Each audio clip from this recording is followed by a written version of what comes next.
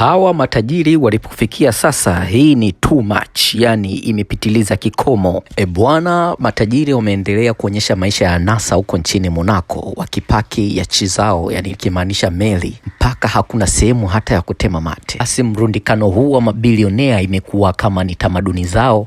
Ikifika wakati huu wa mashindano haya ya magari endayo kasi zaidi duniani, na yamekuwa yakivutia watu wengi, maana magari hayo ukimbia kwa kasi zaidi katika mitaa ya barabara, yani unaweza kusema unaendesha basikeli ndani ya sebule yako.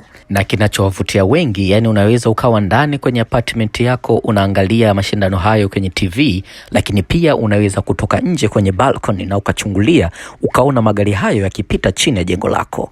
Lakini sasa bei ya kupaki meli imekuwa ndiyo kizaazaa, maana bei ya kupaki meli yako kwa siku 5 mashindano haya yakianza ni bei ya kununua mjengo, yani nikimaanisha hekalu ama kasri. Na hii ndiyo ile inakamilisha usemi unaosema maisha ya kifahari ni gharama, yani starehe ni gharama.